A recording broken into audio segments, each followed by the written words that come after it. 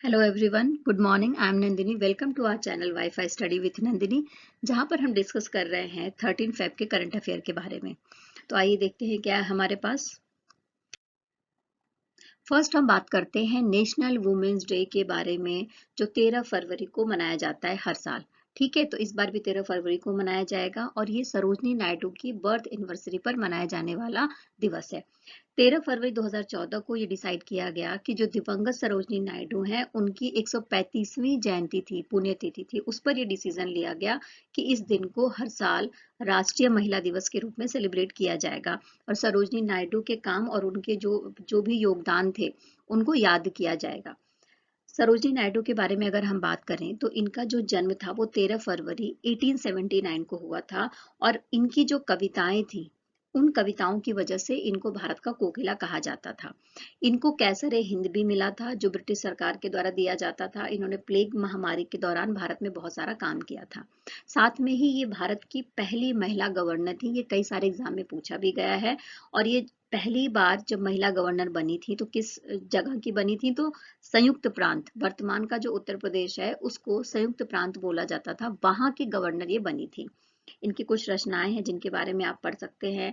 The bird of time, songs of life, golden threshold, इनकी कई सारी रचनाएं हैं। इनकी जो मृत्यु हुई वो 2 मार्च 1949 को दिल का दौरा पड़ने की वजह से हो गई थी। और साथ ही इनका राष्ट्रीय आंदोलन में भी, भारतीय राष्ट्रीय आंदोलन में भी एक सक्रिय भागीदारी रही है और उसमें भी एक अहम रोल अदा करा है उन्होंने। नेक्स्ट हम बात करेंगे विश्व रेडियो दिवस के बारे में, जो हर साल 13 फरवरी को मनाया जाता है। जैसा कि हम सबको पता है कि रेडियो कम्युनिकेशन का एक ऐसा साधन है जिसके माध्यम से दूर दराज के इलाके, ग्रामीण इलाकों में लोग कम्युनिकेट कर पाते हैं और देश दुनिया की खबरों से अवगत हो पाते हैं और अपना मनोरंजन भी कर पाते हैं। और साथ में ही गवर्नमेंट की कोई पॉलिसी है, कोई स्कीम है, कोई अवेयरनेस फैलानी है, जागरूकता फैलानी है उस क्षेत्र में, तो रेडियो एक बहुत बड़ा माध्यम है। तो इन्हीं उद्देश्यों को देखते हुए, रेडियो के महत्व को बताने के लिए 13 फरवरी को विश्व रेडियो दिवस के रूप में मनाया जाता है हर साल। ठीक है, और इसका जो प्रस्ताव है वो सबसे पहले 2010 में स्पेन रेडियो एकेडमी के द्वारा दिया गया। और 13 फरवरी 1946 को जब संयुक्त राष्ट्र संघ के यूएन रेडियो की स्थापना हुई थी, तो संयुक्त राष्ट्र संघ ने ये डिसाइड कर लिया कि 13 फरवरी को ही हर साल विश्व रेडियो दिवस के रूप में सेलिब्रेट किया जाएगा। नेक्स्ट हम बात करेंगे अपनी राष्ट्रपति द्रौपदी मुर्मू के बारे में, जिन्होंने हमारे देश के कई सारे राज्यपालों की नई नियुक्तियां करी हैं कई सारे स्टेट में, और साथ में ही उनके राज्यों का बदलाव भी करा है। ठीक है, और पहली पहली बात हम कर लेते हैं कि भगवत सिंह केशोरी, जो कहाँ के थे, महाराष्ट्र के राज्यपाल थे, उन्होंने इस्तीफा दे दिया है। और राधा कृष्णन माथुर, जो लद्दाख के उपराज्यपाल थे, उन्होंने इस्तीफा दे दिया, उसको भी स्वीकार किया गया। और नई नियुक्तियां जो हुई हैं उसके बारे में थोड़ा हम ध्यान केंद्रित कर लेते हैं अपना। तो देखो, लेफ्टिनेंट जनरल कैवल्य को अरुणाचल प्रदेश के राज्यपाल के रूप में नियुक्त किया गया। श्री लक्ष्मण प्रसाद आचार्य को सिक्किम का राज्यपाल, और सीपी राधाकृष्णन को झारखंड का राज्यपाल, शिव प्रसाद शुक्ल को हिमाचल प्रदेश का राज्यपाल, गुलाब चंद्र कटारिया को असम का राज्यपाल, और न्यायमूर्ति जो एस अब्दुल नजीर, उनको आंध्र प्रदेश का राज्यपाल नियुक्त किया गया है। ये नई नियुक्तियां हैं और नई नियुक्तियां बहुत इंपॉर्टेंट हो जाती हैं। राज्यपाल की नियुक्तियां और उनका जो राज्यों का बदलाव है, ये दोनों बहुत इंपॉर्टेंट हो जाता है। इससे क्वेश्चन जरूर बनता है एग्जाम में। इसके बाद अगर हम देखते हैं कि कौन कौन से राज्यपाल थे जिनके राज्यों को चेंज कर दिया गया, तो जो आंध्र प्रदेश के राज्यपाल थे श्री विश्वाभूषण हरिचंद्रन, उनको छत्तीसगढ़ का राज्यपाल बना दिया गया। और छत्तीसगढ़ की जो राज्यपाल थी सुश्री अनुसुईया, उनको मणिपुर का राज्यपाल बना। देखिए, नेक्स्ट हम देखते हैं कि जैसा कि राज्यपालों के राज्यों का बदलाव किया गया है, तो इसी क्रम में देखते हैं तो मणिपुर के जो राज्यपाल थे श्री लाल गणेशन, उनको नागालैंड का राज्यपाल बना दिया गया है। बिहार के राज्यपाल श्री फागू चौहान को मेघालय का राज्यपाल, हिमाचल प्रदेश के राज्यपाल श्री राजेंद्र विश्वनाथ को बिहार का राज्यपाल, और झारखंड के राज्यपाल श्री रमेश बैस को महाराष्ट्र का राज्यपाल, अरुणाचल प्रदेश के राज्यपाल brigadier doctor Shri B D Mishra को लद्दाख का उपराज्यपाल नियुक्त कर दिया गया है। तो यानी आप देख रहे हैं कि किस तरीके से जो भारत के गवर्नर हैं उनके स्टेट को चेंज किया गया है, ट्रांसफर किया गया है। ठीक है, इसके बाद हम बात कर लेते हैं कि जो राज्यपाल हैं उनकी नियुक्तियां किस हिसाब से होती हैं। हमारा जो संविधान है उसमें आर्टिकल्स दिए गए हैं जिसमें राज्यपाल की नियुक्तियां, उनके काम, उनकी क्या योग्यता होनी चाहिए, उसके बारे में बात की गई है। तो जो संविधान का अनुच्छेद 153 है वो कहता है कि प्रत्येक राज्य के लिए एक राज्यपाल होना चाहिए। आर्टिकल 155 कहता है कि राज्य के राज्यपाल की जो नियुक्ति है वो कौन करेगा, राष्ट्रपति करेगा, ठीक है। और राष्ट्रपति ही उनको शपथ ग्रहण करवाएगा और राष्ट्रपति जी के प्रसाद प्रयत्न ही वो अपना पद को धारण करेंगे, आर्टिकल 156 कहता है। आर्टिकल 157 और 158 कहता है कि राज्यपाल की योग्यता क्या होनी चाहिए और उसका जो कार्यकाल है उसकी शर्तें क्या होनी चाहिए, है ना। और साथ ही जो भारत का राज्यपाल है वो भारत का नागरिक होना चाहिए और अपनी 35 वर्ष की जो आयु है वो कंप्लीट कर लेनी चाहिए उसकी। राज्यपाल को संसद या राज्य विधान मंडल का सदस्य नहीं होना चाहिए और किसी अन्य लाभ के पद पर नहीं होना चाहिए। राज्यपाल का राज्य का एक राजनीतिक प्रमुख होता है जो राज्य के मंत्रिपरिषद की सलाह पर कार्य करता है, ये भी बात कही गई है।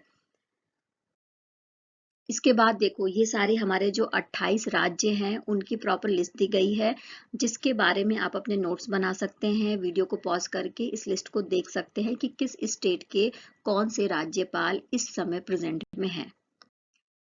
और साथ में केंद्र शासित प्रदेश के भी राज्यपाल हैं, उपराज्यपाल और प्रशासक हैं, उनके बारे में भी आप वीडियो पॉज करके लिस्ट देख सकते हैं, अपने नोट्स प्रिपेयर कर सकते हैं। देखिए यहाँ पर सब वो संवैधानिक प्रावधान दिए गए हैं, वो आर्टिकल्स दिए गए हैं जो राज्यों के राज्यपाल से संबंधित हैं, ठीक है। तो इस आर्टिकल को आप देख सकते हैं और राज्यपाल की जो स्थिति है किस आर्टिकल के माध्यम से हमारे संविधान में दी गई है उसके बारे में भी आप जान सकते हैं। देखिए हम नेक्स्ट बात करेंगे हेलो उज्जीवन लॉन्च के बारे में, ठीक है ना। हेलो उज्जीवन क्या है, एक ऐप है जिसको बनाया गया है उज्जीवन स्मॉल फाइनेंस बैंक के द्वारा और ये भारत का पहला voice visual vernacular banking app है। इसमें 3 V के बारे में बात करा गया है, यानी किसके बारे में बात करा गया है, 3 V के बारे में बात करा गया है। फर्स्ट वी का मतलब है वॉइस, सेकंड वी का मतलब है वर्चुअल और थर्ड वी का मतलब है वर्नाक्यूलर, ठीक है ना। साथ में ही जो इस ऐप के माध्यम से भारत की जो 8 रीजनल लैंग्वेजेस हैं, हिंदी, मराठी, बंगाली, तमिल, गुजराती, कन्नड़, उड़िया, असमिया, इसमें भी ये सुविधाएं उपलब्ध होंगी, है ना। इन लैंग्वेज में भी सुविधाएं उपलब्ध होंगी हिंदी और इंग्लिश के अलावा। ये जो काम है ये किया गया है उज्जीवन स्मॉल फाइनेंस बैंक के द्वारा और साथ में ही इन्होंने जिसने हेल्प करी है वो कौन है, नवाना एआई, मतलब इन दोनों ने मिलकर इस तरीके का ऐप बनाया है। इसके पीछे का जो उद्देश्य है वो ये है कि जो ग्रामीण क्षेत्र के लोग हैं, ऐसे लोग जो पढ़ने और लिखने में सक्षम नहीं है, ठीक है ना, उनको डिजिटली उनको जो मोबाइल ऐप है या बैंकिंग की सुविधाएं हैं वो नहीं समझ पाते हैं, तो उनको किस तरीके से बैंकिंग की सुविधाओं से डिजिटली जोड़ा जाए और उनको किस तरीके से जागरूक किया जाए बैंकिंग सुविधाओं के लिए, तो उनके लिए एक आसान तरीके का ऐप बनाया गया है उज्जीवन स्मॉल फाइनेंस बैंक के द्वारा। जैसे कि मान लो ग्रामीण बैंक है, ग्रामीण व्यक्ति है, उनको क्या करना है, उनको नए खाते खोलना है, उनको अपने बिलों का भुगतान करना है, कोई मोबाइल है या डीटीएच है उसको रिचार्ज करना है, तो वो कैसे कर सकते हैं। तो इसके लिए एक पर्टिकुलर ऐप डिजाइन किया गया है उज्जीवन स्मॉल फाइनेंस बैंक के द्वारा। ये ऐप है जिसको आप देख सकते हैं, ठीक है। उज्जीवन लघु वित्त बैंक, इसकी जो स्थापना है वो 28 दिसंबर 2004 को करी गई थी और संस्थापक इसके अमित घोष हैं, यानी अमित घोष के द्वारा इसकी स्थापना की गई थी। मुख्यालय इसका कहाँ पर है, तो बेंगलुरु में है। और ये जो बैंकिंग सेवा है ये किस तरीके की बैंकिंग सेवा देता है, देखो ये उज्जीवन लघु वित्त बैंक जो है स्पेशली ये अपनी डिजिटल रणनीति के लिए प्रसिद्ध है, यानी वो बैंकों को किस तरीके से डिजिटली लोगों के लिए सिंपल बनाया जाए इसके ऊपर विशेष रूप से काम करता है। साथ में आपको बता दें कि ये वर्तमान में भारत के 25 राज्यों के साथ साथ में जो हमारे यूनियन टेरिटरी है उसमें भी काम करता है 600 शाखाओं के साथ में। और इसके जो ग्राहक हैं वो 72 मिलियन ग्राहक इसके पास हैं इस टाइम पर। नेक्स्ट हम बात करेंगे, हम सबको पता है कि भारत आज़ादी का अमृत महोत्सव सेलिब्रेट कर रहा है, ठीक है। तो इसी रूप में बहुत सारे कार्यक्रम हर एक स्टेट में अलग अलग जगह पर हो रहे हैं और सेंट्रल गवर्नमेंट भी कुछ प्रोग्राम करा रही है। तो इसी क्रम में हम देखते हैं कि नई दिल्ली में 11 फरवरी को अमृत पैक्स 2023 राष्ट्रीय डाक टिकट प्रदर्शनी का शुभारंभ किया गया। और ये जो प्रदर्शनी है वो नई दिल्ली के प्रगति मैदान में की जा रही है और 11 से 15 फरवरी के बीच में चलेगी। 5 दिन तक चलने वाला ये प्रोग्राम है। और साथ में इस प्रदर्शनी का जो विषय है वो आजादी का अमृत महोत्सव और नया भारत, जिसमें नारी शक्ति, युवा शक्ति, प्रकृति और वन्य जीवन और भारत की संस्कृति और इतिहास के बारे में बताया जाएगा। साथ ही आपको बता दें कि जो स्मारक डाक टिकट है, ये एक स्मारक डाक टिकट भी बनाया गया, लॉन्च किया गया आजादी के अमृत महोत्सव के अवसर पर। और राष्ट्रीय व्यापक डिजाइन प्रतियोगिता भी डाक टिकट के लिए आयोजित की गई है, जिसमें 4 लाख से अधिक छात्रों ने भाग लिया है। किस मिनिस्ट्री के द्वारा? तो संस्कृति मंत्रालय और शिक्षा विभाग के द्वारा ऐसा किया गया है। और जो विजेता थे उनको पुरस्कृत भी किया। देखिए, इंडिया पोस्ट की जो स्थापना है वो 1 अप्रैल 1854 को हो गई थी। भारत का एक केंद्रीय डाक प्रणाली है और साथ में जो ये डाक प्रणाली है उसमें भारत को 23 डाक मंडलों में विभाजित किया गया है। ये जो भारतीय डाक प्रणाली है वो संचार मंत्रालय के अंतर्गत काम करती है। साथ में ही पोस्टल इंडेक्स नंबर 15 अगस्त 1972 को पहली बार पेश किया गया था और डाकघर का जो कोड होता है वो 6 अंकों का होता है, ठीक है। और आज के टाइम में जो भारतीय बैंकिंग सेवा है उसको डाक विभाग से जोड़ा गया है। और साथ में सामाजिक सुरक्षा भुगतान नेटवर्क के लिए डिजिटल नेटवर्क के रूप में इस सुविधा को बदलने की कोशिश की जा रही है। नेक्स्ट हम बात करेंगे राष्ट्रीय संस्कृति महोत्सव 2023 के बारे में, जिसका उद्घाटन मुंबई के चर्च गेट के आजाद मैदान में किया गया है, जो 11 से 19 फरवरी के बीच में चलेगा। और स्पेशली ये राष्ट्रीय एकता और अखंडता को बढ़ावा देने के लिए, भारतीय सांस्कृतिक विरासत और विविधता को बताने के लिए ये प्रोग्राम ऑर्गेनाइज किया गया है, एक भारत श्रेष्ठ भारत के अंतर्गत। और इस सांस्कृतिक महोत्सव में भारत के 1000 कलाकार होंगे। साथ में ही इसमें ट्रांसजेंडर विकलांग कलाकार भी होंगे और 350 लोक और जनजातीय कलाकार भी इसमें शामिल हैं। और ये भी कहा गया कि 14 अप्रैल को विशेष पर्यटक बाबा साहब अम्बेडकर सर्किट ट्रेन का उद्घाटन भी किया जाएगा। नेक्स्ट हम बात करेंगे 2 दिवसीय अंतर्राष्ट्रीय सम्मेलन धारा 2023 के बारे में, जो पुणे में ऑर्गेनाइज किया जा रहा है। कहाँ पर? पुणे में 13 से 14 फरवरी के बीच में आयोजित किया जा रहा है। स्पेशली जो बात की जाएगी वो शहरी नदियों के जो प्रबंधन की रणनीतियां हैं उसके बारे में बात की जाएगी। और धारा का फुल फॉर्म है शहरी नदियों के लिए समग्र कार्यवाही। और इसमें पार्टिसिपेट करने वाले जो सदस्य हैं वो कौन से हैं?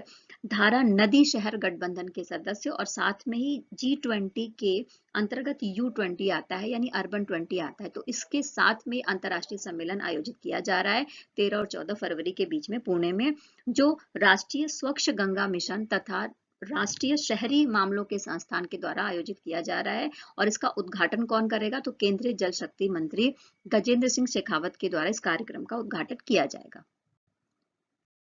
नेक्स्ट हम बात करेंगे नदी शहरों का गठबंधन, यानी RCA क्या है। तो देखो, ये जो सबसे पहले शहरी नदियों का सतत प्रबंधन के लिए, चर्चा के लिए, आपस में एक दूसरे को नदियों संबंधित जो परेशानी है उसके लिए एक समर्पित मंच है, जिसकी स्थापना 2021 में की गई थी। 2021 में इसमें 30 शहर शामिल थे और आज के टाइम में इसमें 95 शहर शामिल हैं। ये जो नदी शहरों का गठबंधन, इसमें 2 मंत्रालय शामिल हैं, जल शक्ति मंत्रालय और आवास और शहरी मामलों के मंत्रालय, ठीक है। स्पेशली इनके जो विषय हैं वो नेटवर्किंग के बारे में है, कैपेसिटी बिल्डिंग के बारे में है, नदियों के या नहरों के, और साथ में ही किस तरीके से टेक्निकली इम्प्रूव किया जाए, इन सब बातों को लेकर ये सम्मेलन कराया जाता है या ये गठबंधन काम करता है। नेक्स्ट हम बात करेंगे कि हम सबको पता है कि 22-23 का जो फॉर्मूला ई सीजन का चौथा चरण है वो हैदराबाद में आयोजित किया गया था, ठीक है। और भारत में आयोजित होने वाली ये पहली फॉर्मूला ई रेस थी। फॉर्मूला ई प्रिक्स का खिताब किसने जीता है? तो एरिक वर्गेन ने जीता है, ठीक है। और ये किससे बिलोंग करते हैं? तो ये DS पेंस्के ऑटोमोबाइल से बिलोंग करते हैं। तो इन्होंने ई प्रिक्स का खिताब अपने नाम कर लिया है। और साथ में ही इनको टक्कर देने वाले कौन थे, तो निक कैसिडी थे। ठीक है, देखिए हम नेक्स्ट बात करते हैं खेलो इंडिया यूथ गेम्स 2022 के बारे में। हम सबको पता है कि इसकी मेजबानी मध्य प्रदेश ने करी थी। 31 जनवरी से 11 फरवरी तक चलने वाला ये प्रोग्राम था, जो मध्य प्रदेश के अलग अलग शहरों में कराया गया, जैसे भोपाल, इंदौर, जबलपुर, ग्वालियर, उज्जैन, महेश्वर, मंडला और बालाघाट। साथ में ही इसमें कुछ नए खेल शामिल हो गए जो पानी से संबंधित थे, जैसे कयांगिंग, कैनोइंग, कैनो सलाम और फेंसिंग। ठीक है, अब ये जो प्रतियोगिता है वो समाप्त हो गई है, तो जो पदक की जो लिस्ट है वो निकल कर सामने आई है। और जो फर्स्ट नंबर पे है वो कौन सा स्टेट है भारत का, तो महाराष्ट्र है, जिसको 56 गोल्ड मेडल मिले हैं, साथ में ही 161 पदक मिले हैं। हरियाणा सेकंड नंबर पर है, जिसमें 128 पदक इसने जीते हैं, जिसमें 41 गोल्ड मेडल है। और मध्य प्रदेश को 96 पदक मिले हैं, जिसमें 39 गोल्ड मेडल है। और इस पूरी प्रतियोगिता में भारत के जो राज्य और यूनियन टेरिटरी थे, उससे लगभग 5,812 खिलाड़ियों ने भाग लिया था। और इसमें पार्टिसिपेट करने वाले महिलाओं का जो परसेंटेज था वो 40% था।